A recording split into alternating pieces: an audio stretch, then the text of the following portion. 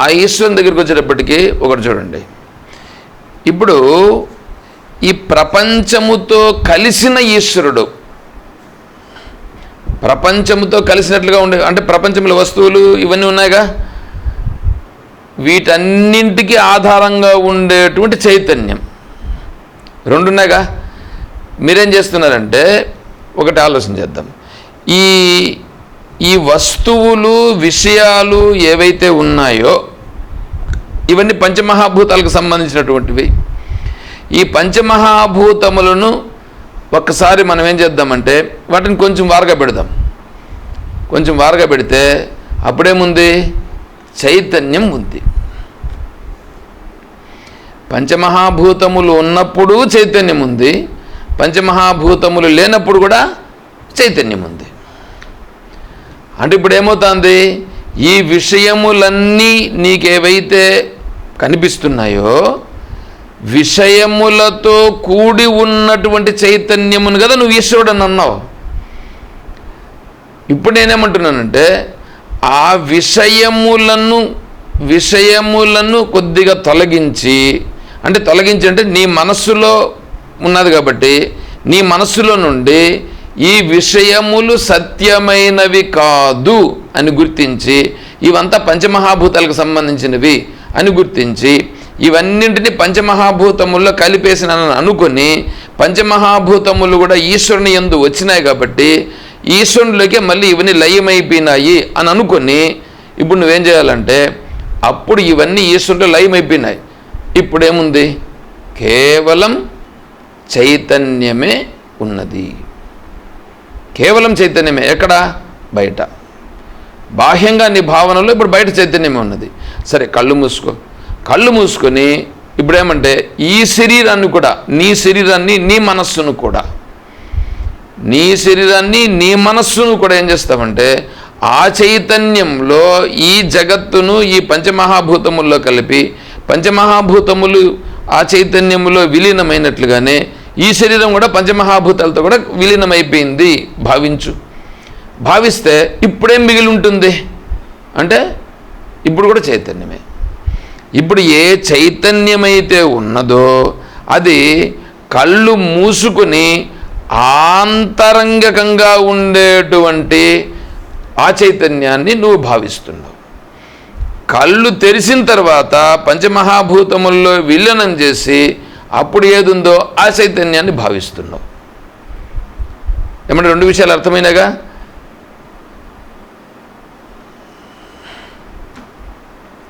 అర్థమైనాయా? అర్థం కాలేదు? ఏం శేఖరెడ్డి గారు, అర్థమైందా? అంటే ఇప్పుడు ఏంటంటే కళ్ళు తెరిసి నీకు కనిపిస్తున్నటువంటి నామరూపాత్మకమైనటువంటి జగత్తు ఏది ఉన్నదో ఆ నామరూపాత్మకమైనటువంటి జగత్తుని చైతన్యములో విలీనము నీ మనసుతో నువ్వు చేసేసి ఇది లేదని అనుకొని చైతన్యం మాత్రమే దాన్ని నువ్వు భావించినావు. కళ్ళు మూసుకొని నీ మనస్సులో ఉన్నటువంటి ఏ ప్రపంచమైతే ఉన్నదో ఈ ప్రపంచమును కూడా ఆ చైతన్యమునందు విలీనం చేసి నీ శరీరాన్ని కూడా విలీనం చేసి నువ్వు ఆ చైతన్య భావనలో ఉన్నావు. అంటే ఏంటిది? ఇది ఆంతర ప్రత్యక్ష బ్రహ్మ. కళ్ళు తెరిచిన తర్వాత బాహ్య ప్రత్యక్ష బ్రహ్మ. ఏమంటే భావనలో వచ్చిందిగా. ఇప్పుడు నేనేమంటున్నానంటే కళ్ళు మూసుకున్నప్పుడు, కళ్ళు తెరిచినప్పుడు ఆ బ్రహ్మ ఈ బ్రహ్మ అంటే మీ ఆంతరంగికంగా ఉన్న బ్రహ్మ, బాహ్యంగా అంటే బ్రహ్మ అంటే చైతన్యం, ఆంతరంగికంగా ఉండే చైతన్యం, బాహ్యంగా ఉండే చైతన్యం, ఇవి రెండు ఉన్నాయిగా. ఈ రెండు చైతన్యాలు ఒకటే వేరువేరా అనంటే ఒకటే వేరువేరా? రెండుగా లేవు. నీ భావన చేసావు, ఆ భావన ఇప్పుడేమైంది, భావనలో నీ శరీరాన్ని కూడా పంచమహాభూతములతో కలిపి విలీనం చేసేసినావు కాబట్టి అప్పుడు ఏది మిగులుతుందో అది ఒకటే చైతన్యం, అది ఒకటే చైతన్యం ఉంది. ఇప్పుడు ఆ ఒకటే చైతన్యం అనేటువంటిది ఉందే, అది దాన్ని ఏమంటున్నారంటే, ఇక్కడ చూడండి, వీడు కళ్ళు తెరిచి ప్రపంచం ఉండగానే ఈ ప్రపంచమంతా లేదు, ప్రపంచమంతా ఉంది కానీ ప్రపంచం సత్యం కాదు, చైతన్యం సత్యం అని గన చూస్తే దాన్ని ఏమంటారంటే, ఆ ప్రపంచంలో అంటే ఈ చైతన్యమైనటువంటి ఈశ్వరుని యందు నాను ఇదంతా కూడా ఈశ్వరుడే, ఈ ఈశ్వరుని యందు నాను ఇదంతా ఈశ్వరుడే, ఈశ్వరునిలోనే నేను ఉన్నాను అని గుర్తించడాన్ని ఏమంటారంటే బ్రహ్మ భిన్న ప్రత్యక్షం. అంటే బ్రహ్మకు భిన్నమైనటువంటి ఆత్మగోచర ప్రత్యక్షం అంటారు దీన్ని. అంటే బ్రహ్మ అంతా బ్రహ్మే, వీడు కూడా బ్రహ్మే, వీడు కూడా లోపల వీడు కూడా చైతన్యమని వీడు అనుకుంటున్నాడు, ఇదంతా చైతన్యమని అని అనుకుంటున్నాడు. ఇది చైతన్యమే, ఇది చైతన్యమే, కాకపోతే కళ్ళు తెలిసినప్పుడు ఇది వేరుగా ఉంది, ఇది వేరుగా ఉంది, కానీ ఇదంతా ఈశ్వరుడు అనేటువంటిది అయితే వీడికి నిశ్చయమైనప్పుడు ఇదంతా ఈశ్వరుడే, ఇది కూడా ఆత్మస్వరూపమే, కానీ ఈ ఆత్మస్వరూపము ఈ చైతన్యము కంటే భిన్నముగా ఉన్నది.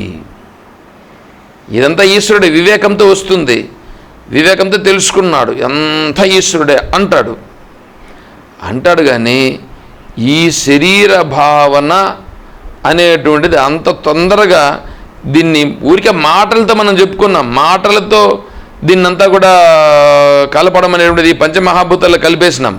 కానీ వీడి భావనలో అది దృఢం కావాలి. అందుకోసం దీన్నైతే ఈశ్వరుడిగా అంగీకరిస్తాడు, బాగానే ఉంది. ఈ శరీరం ఇట్లా ఉంది, ఈ శరీరంలో ఆత్మ ఉంది, అది కూడా కొంతవరకు అంగీకరిస్తాడు.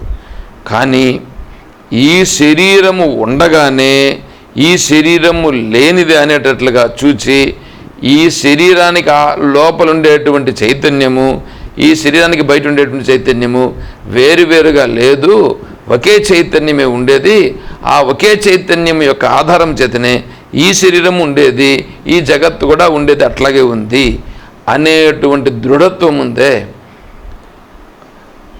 ఆ భావన ఉందే, దృఢత్వంగా మళ్ళీ పదం, ఆ భావన ఉందే, ఆ భావన రావడాన్ని ఏమంటారంటే రెండు లేవు ఒకటే చైతన్యమే అనేటువంటిది వస్తే దానిని బ్రహ్మ అభిన్న చైతన్యం అంటారు. బ్రహ్మ లేకపోతే ఈశ్వర అభిన్న చైతన్యం, ఈశ్వర అభిన్న చైతన్య ప్రత్యక్షం, లేదంటే బ్రహ్మ అభిన్న అంటే భిన్నము కాని, వేరు కాని, బ్రహ్మాభిన్న ఆత్మగోచర ప్రత్యక్షం. ఏమంటే బ్రహ్మాభిన్న ఆత్మగోచర ప్రత్యక్షం అంటే బ్రహ్మము కంటే భిన్నము కానటువంటి ఆత్మ, బ్రహ్మ కంటే భిన్నము కానీ ఆత్మ అంటే భిన్నము కానీ, చూచేదానికి భిన్నములాగా ఉంది కానీ నిజంగా భిన్నము కాదు అనేటువంటిది ఏదైతే ఉన్నదో దానిని బ్రహ్మాభిన్న ఆత్మగోచర ప్రత్యక్షము. ఇది ఎవడికైతే స్థిరమైనదో ఇతను జీవన్ముక్తుడు, ఇతను జీవన్ముక్తుడండి. సరే, ఇప్పుడు ఇక్కడ నేనేమంటున్నానంటే ఇప్పుడు ఇదంతా ఈశ్వరుడే అనేటువంటి జ్ఞానము నీకు కలగాలనంటే ఇప్పుడు ఇంతవరకు చెప్పుకున్నాం చూడండి, ఏమని విశ్వరూపమైనటువంటి సగుణ బ్రహ్మ అని మనం చెప్పుకున్నాంగా. ఈ సగుణ బ్రహ్మ అని చెప్పుకున్నప్పుడు ఏంటంటే సగుణ బ్రహ్మ అని చెప్పేటువంటిది ఏంటంటే మాయా విశిష్ట చైతన్యమే సగుణ బ్రహ్మ. ఈ మాయా విశిష్ట స్వరూపంగా ఉన్నటువంటి చైతన్యం ఏది ఉన్నదో అది ఈశ్వరుడు. మాయా విశిష్ట స్వరూపమైనటువంటి ఈశ్వరుడు ఎవరున్నారో ఆ ఈశ్వరుడు ఆ చైతన్యము కంటే భిన్నముగా ఈ సృష్టిలో ఏదీ లేదు అనేటువంటి దృఢ నిశ్చయం రావడాన్ని ఈశ్వర ప్రత్యక్ష ప్రమ, ఈశ్వర ప్రత్యక్ష ప్రమ, ఇదంతా ఈశ్వరుడే అనేటువంటిది అది రావడం అనేటువంటిది ఈశ్వరుని యొక్క అనుగ్రహము వలన వస్తుంది. ఈశ్వర అనుగ్రహం వలన ఎట్లా వస్తుందంటే, నువ్వు ఈశ్వరుణ్ణి నాకు ఈ రూపమైనటువంటి ఈ సగుణ బ్రహ్మ జ్ఞానము నాకు ఇవ్వాలి అని ఈశ్వరుని ప్రార్థిస్తూ, ఈశ్వరుణ్ణి శాస్త్రం చెప్పిన ప్రకారంగా నువ్వు ఎప్పుడైతే ఆశ్రయిస్తావో ఆ ఈశ్వరానుగ్రహం చేత ఆ జ్ఞానమును తెలియజెప్పే గురువును పంపించి నీకు ఆ వివేక జ్ఞానాన్ని నీకు చూపిస్తాడు. సరే, ఇప్పుడు ఇంతవరకు బాగానే ఉంది. ఈశ్వరీయ జ్ఞానం కలిగింది, కానీ ఈశ్వరుని కంటే నేను భిన్నమనే జ్ఞానం ఉందిగా. ఇప్పుడు ఇంకా దాన్ని కూడా ఏం కావాలా, అది కూడా లయమైపోవాలి. అందుకని మళ్ళీ ఏం చేయాలంటే ఇంకా ఈశ్వరుని ప్రార్థించాలి. ఇప్పుడు ఈశ్వర జ్ఞానం ఒకటే కదా, అందుకు ఈశ్వరుడు చెప్తున్నాడు, తేషాం అహం సముద్ధర్త మృత్యు సంసార సాగరాత్ భవామి నిచరాత్పార్థ అని అన్నాడు. ఇంతవరకు అతనికి ఈ ఈశ్వరీయ జ్ఞానాన్ని కలిగించినాను, బాగానే ఉంది. ఈశ్వరీయ జ్ఞానం తర్వాత ఏం చేయాలంటే ఇంకా అతను భిన్న జ్ఞానం ఉందిగా, అతనికి ఈశ్వరుని కంటే భిన్నమైనటువంటిది నేను అనే జ్ఞానం ఉందిగా, ఇది కూడా పోయి ఈశ్వరాభిన్న అంటే మీ బ్రహ్మాభిన్నాత్మ గోచర ప్రత్యక్షం అనేటువంటిది కలగాల. అది కలగాలనంటే అది కూడా ఇప్పుడు అదే ఈశ్వరుడు ఏం చేస్తాడంటే, ఇంతవరకు ఈశ్వరీయ జ్ఞానం కలిగేటంతవరకు చేశాడు. ఇప్పుడేం చేస్తాడు, బ్రహ్మాభిన్నాత్మ గోచర జ్ఞానమును నీకు తిప్పేటువంటి గురువు దగ్గరికి పంపించి ఆ వివేకమును కలిగించి, ఇప్పుడు ఈశ్వరునికి నాకు తేడానే లేదు, అసలు ఈశ్వరుడు అనేటువంటి వాడు నాకంటే వేరుగా లేడు, అసలు ఉండేది ఈశ్వరుడే, ఆ ఈశ్వరుడు నేనే అనే స్థితిని వాడికి కలిగించాలి. ఈ స్థితి కలిగిస్తాడు. ఈ స్థితి కలిగించాలంటే నువ్వు ఈశ్వరుని ఆశ్రయించి ఉండేటువంటి వాళ్ళ గురించి నేను చెప్పాను ఇంతవరకే. ఇప్పుడు మనం విచారం చేసాం చూడండి, దీంట్లో ప్రత్యక్ష ప్రమ అనేటువంటి దాన్ని మాత్రం చెప్పాను నేను ఇక్కడ. కానీ దీన్ని ఇంకేం చేయాలంటే శాస్త్రీయముతో, ఇది శాస్త్రంలో ప్రాథమిక మెట్టు నేను చెప్పాను. ఇప్పుడు దీంట్లో నుంచి ఏం చేయాలంటే నీకు ప్రపంచంలో ఉండేటివన్నీ ఇవి కనిపిస్తున్నాయి. ఇప్పుడు ప్రపంచం ఉంది, ప్రపంచానికి అధిష్టానంగా చైతన్యం ఉంది, రెండు ఉన్నాయిగా. ఇప్పుడు ఏం చేయాలంటే ప్రపంచంలో ఉండేటువంటి నామరూపాలుగా ఉన్నాయి చూడండి, ఆ నామరూపాలు అనేటువంటివి ఉండి, నామరూపాలు చైతన్యం రెండుగా కదా కనిపిస్తున్నాయి. ఇప్పుడు నామరూపాలుగా ఉన్నటువంటి చైతన్యం ఏదున్నదో, నామరూపాలు చైతన్యం రెండు ఉన్నాయి. ఇప్పుడు నామరూపాలు అనేటువంటివి ఉన్నాయా లేదా అంటే, నామరూపములు అనేటువంటివి ఉన్నాయి, కనిపిస్తున్నాయి. ఆ నామరూపములు నీకు కనిపిస్తున్నాయి. ఎట్లా కనిపిస్తున్నాయంటే నీ యొక్క బుద్ధిలో ఆ విషయాలకు సంబంధించినటువంటి వివేకమును చూచి వేరే వాళ్ళు చెప్పగా విని వాటిని నువ్వు బుద్ధిలో ఎత్తిపెట్టినావు. బుద్ధిలో ఎత్తిపెట్టి ఏం చేసినావంటే, ఇప్పుడు భార్య వచ్చిన వెంటనే ఈమె నా భార్య అని నువ్వు చూస్తున్నావుగా, ఈమె నా భార్య అని నువ్వు చూస్తున్నావు, ఇతను నా భర్త అని చూస్తున్నావు. ఈమె భార్య అని ఇతను భర్త అని చూడడం అనేటువంటిది నీ బుద్ధిలో ఉండేటువంటి జ్ఞానమే నీకు బయట కనిపిస్తున్నది. ఓకే, బాగానే ఉంది. ఇది మీకు ఆల్రెడీ ఇంతకుముందు నేను ఆల్రెడీ చెప్పు ఉన్నాను, ఇది మీకు కొద్దిగా అర్థమై ఉంటుంది. నేనేమంటున్నానంటే ఇప్పుడు ఆ విషయ రూపము, విషయం అనేటువంటిది ఉందా లేదా, విషయం అనేటువంటిది కూడా ఉందా లేదా అంటే, అజాతే స్త్రసతాం తేషాం ఉపలంభా ద్వియంతియే జాతి దోషా నసేత్స్యంతి దోషోప్యల్పో భవిష్యతి.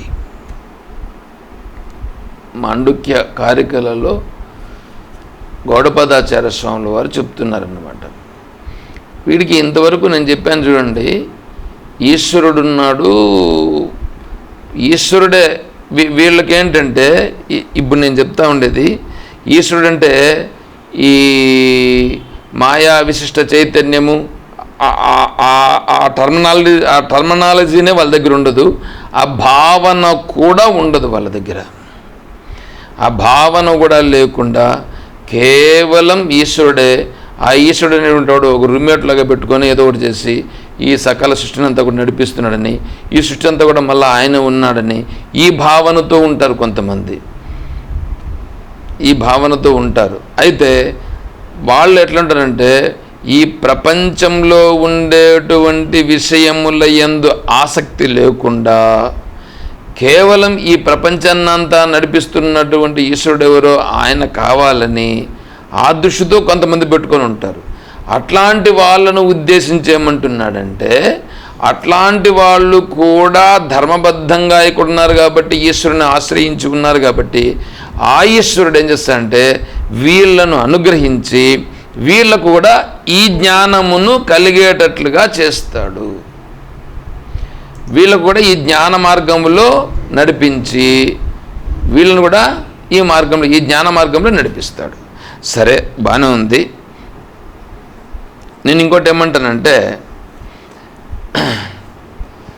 ఇప్పుడు ద్వైతం ఉందా లేదాయా, విషయాలు ఉన్నాయా లేదాయా అంటే విషయాలు ఉన్నాయి, విషయాలు ఉన్నాయి కాబట్టి నాకు కనిపిస్తున్నాయి. కానీ ఇక్కడేమంటున్నారంటే ఆ విషయం అనేటువంటిది నీకు తెలియబడుతూ ఉందికా, నీకు తెలియబడుతూ ఉంది కదా విషయం. విషయము నీకు తెలియబడుచున్నదనంటే బయట విషయం ఉండి తెలియబడతా ఉందా, లేకుండానే తెలియబడతా ఉందా? ఇది ఇప్పుడు ఇక్కడ టాపిక్. మీరు చూడండి, మీ ఇల్లు ఉంది కాబట్టి ఇంటిపైన మీకు ఆశ ఉందా, మీ ఇల్లు లేకుండానే మీకు ఇంటిపైన ఆశ ఉందా?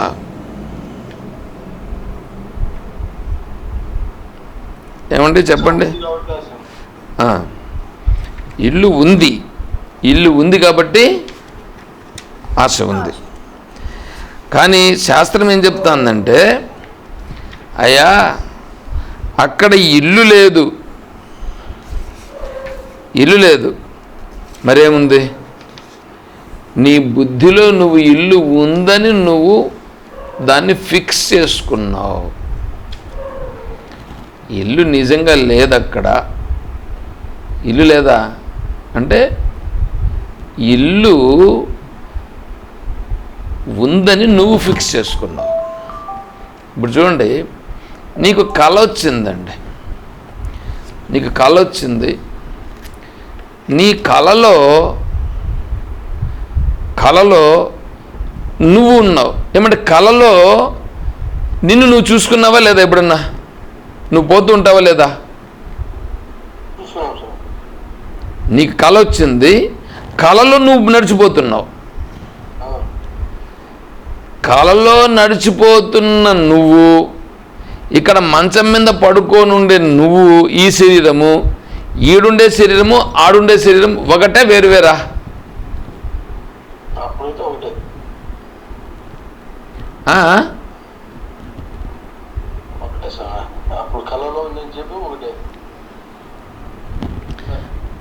కళలో ఉండే శరీరము, కళ్ళలో ఒక శరీరం నడిచిపోతా ఉంది, ఈడ పడుకో ఉండే శరీరం ఇక్కడ ఉంది. అంటే ఈ శరీరం నడవలేదుగా.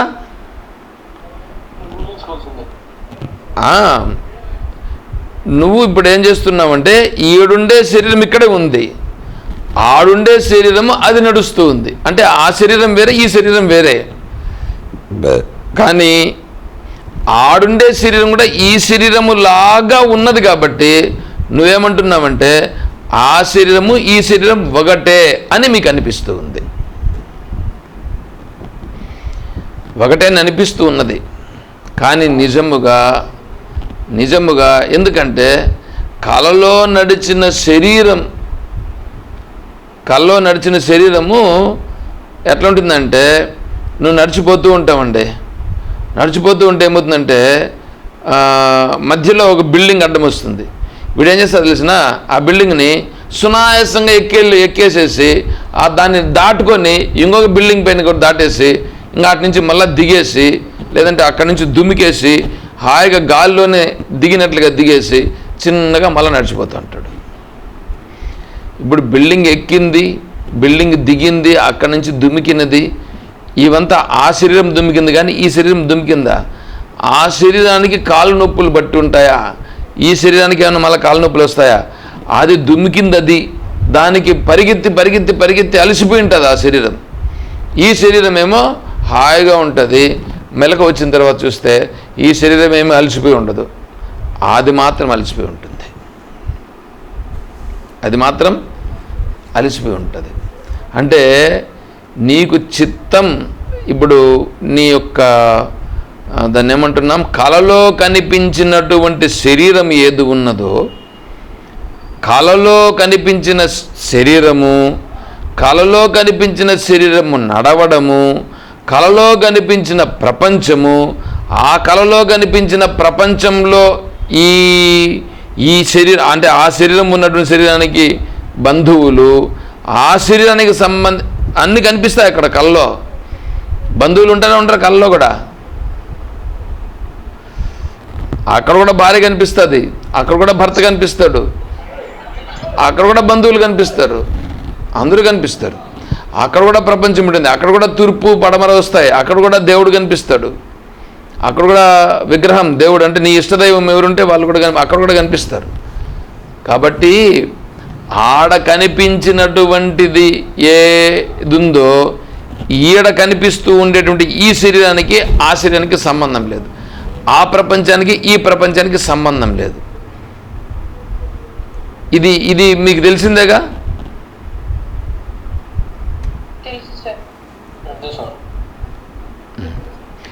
ఇప్పుడు నేనేమంటానంటే, కలలో కనిపించినటువంటి ఈ ప్రపంచమంతా దానిని సృష్టించింది ఎవరు?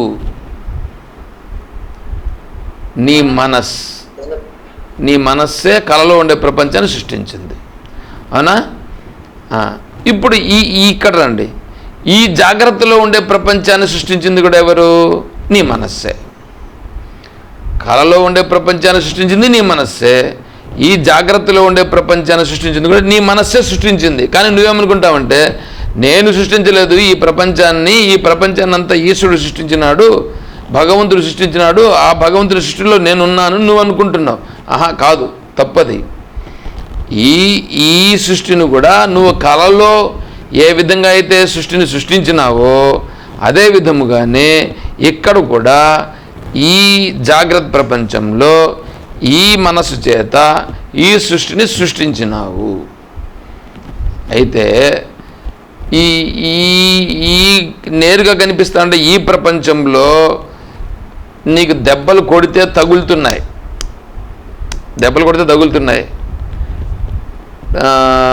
స్వీట్ ఒకటి తీసుకుని వచ్చి నోట్లో పెడితే స్వీట్గా తెలుస్తూ ఉంది. వేరే మనిషితో మాట్లాడితే ఆ మనిషితో వ్యవహారం చేసినప్పుడు దానివల్ల కలిగేటువంటి ఇవన్నీ ఇక్కడ కలుగుతూ ఉన్నాయి. కాబట్టి ఇవి సత్యం అని నీకు అనిపిస్తూ ఉంది, ఇదంతా సత్యమని నీకు అందుకు అనిపిస్తూ ఉంది. లేకపోతే ఇది సత్యమని నీకు అనిపించదు. ఎందుకంటే కళ్ళలో ఉండేటువంటిది ఏది ఉన్నదో ఆ కళలో ఉండేటువంటిది నిన్ను కొట్టినప్పుడు, అక్కడ కొట్టినా కూడా దెబ్బలు తగిలినట్లున్నా కూడా అది ఇప్పుడు నీకు అనిపించట్లేదు, ఏమనే మాత్రం లేదు అది. అదేవిధంగానే ఇప్పుడు ఇక్కడికి రండి, ఇక్కడ వస్తే ఇక్కడ అట్లా లేదు. ఇక్కడ దెబ్బలు తగిలినాయంటే రక్తం బయట వస్తుంది, రక్తం కనిపిస్తూ ఉంటుంది. నీకు ఆడ డాక్టర్ దగ్గరికి పోతే దానికి మత్తు ఇంజక్షన్ ఇచ్చి దానికి కుట్లు వేయడం ఇవన్నీ జరుగుతుంది.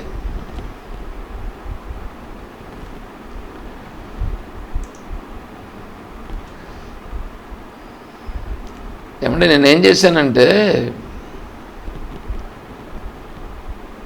కొద్దిగా ఈ సబ్జెక్ట్ అనేటువంటిది ఎట్లుంటుందంటే కొంచెం లైట్గా నేను సింపుల్గా తీసుకున్నాను, ఎందుకంటే నేను కంప్లీట్ చేసుకోవాలి. దీన్నే కూర్చొని ఇది చెప్పుకుంటా ఉండేదానికి ఇప్పుడు నేను చెప్తా ఉండేది నువ్వు మామూలుగా సబ్జెక్ట్లోకి వెళ్ళి చెప్తే ఒక 6 నెలలు పడుతుంది. యాక్చువల్గా స్వామీజీ చెప్పినటువంటిది 6 నెలల పాఠం జరిగింది. దీన్ని ఇప్పుడు నేనేం చేయాలంటే సింపుల్గా మీకు అర్థమయ్యేదానికి మీకు ఇక్కడ సింపుల్గా చెప్తున్నాను నేను. అప్పుడు నీకు ఎదురుగా కనిపిస్తున్నటువంటి ఈ మనుషులు, ఈ ప్రపంచము, ఇది ఏదైతే ఉన్నదో ఇది సత్యమని ఉన్నది. ఈ సత్యమని ఉండేటువంటి దానిని ప్రొజెక్ట్ చేసింది నీ యొక్క చిత్తమే ప్రొజెక్ట్ చేసింది. నీ చిత్తం అంటే ఏంటి? నీ చిత్తమును గురించి మళ్ళీ నేను క్లాసిఫికేషన్ చేయాలి. చిత్తం అంటే ఏంటి అనంటే చిత్తం అనేటువంటిది చైతన్యమే నీకు చిత్తములాగా కనిపిస్తుంది, కానీ చిత్తం అనేటువంటిది చైతన్యం కంటే వేరుగా లేదు. సముద్రములో ఉన్నటువంటి అల, సముద్రములో ఉండే నీళ్ళే పైకి లేచినప్పుడు ఒక అల అనే పేరు వచ్చినట్లుగా చైతన్యమే నీకు ఒక అలలాగా వచ్చి అది చిత్తమైనది.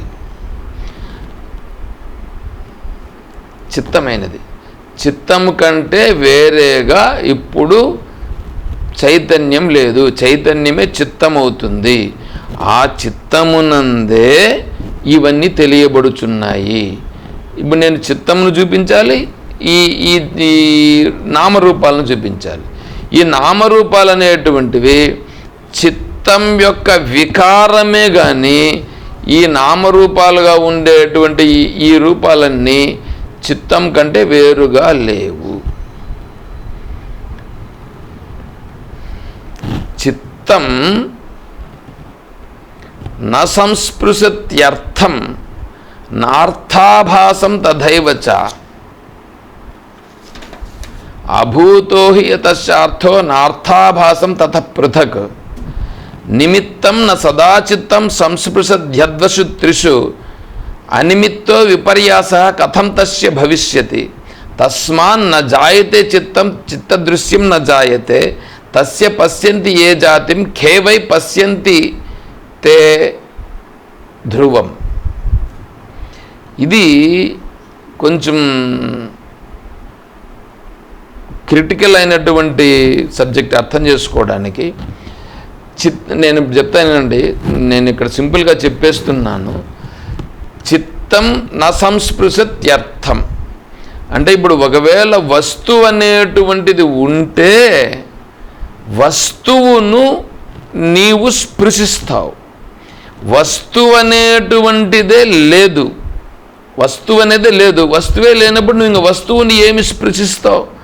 ఉదాహరణకి ఇప్పుడు నువ్వు ఏదైతే ఇప్పుడు ఒక ఏనుగును చూసావండి, ఇది ఏనుగు అని నువ్వు అంటున్నావు. ఏమంటే నీకు ఏనుగని నీకు ఎలా తెలుసు? నీకు ఏనుగని ఎట్లా తెలుసు చెప్పండి మీరు?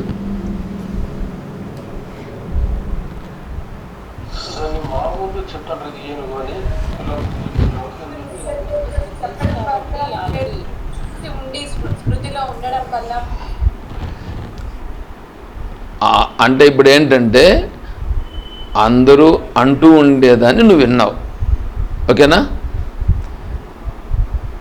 ఇది ఏనుగు అని వేరే వాళ్ళు చెప్తే కదా నీకు తెలిసింది.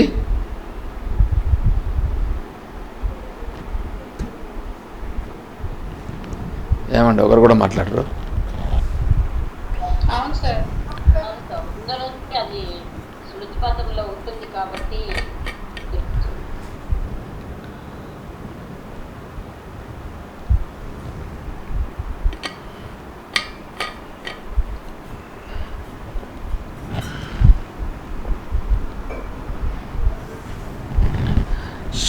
స్మృతి పదములకి ఎలా వచ్చింది?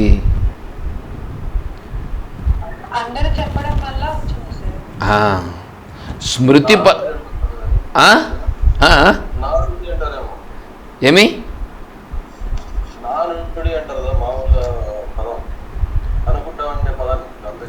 సరే అనుకుంటా ఉండే పదము అందరూ నానుడి అని అని అని అని కదా వచ్చింది దానికి. అది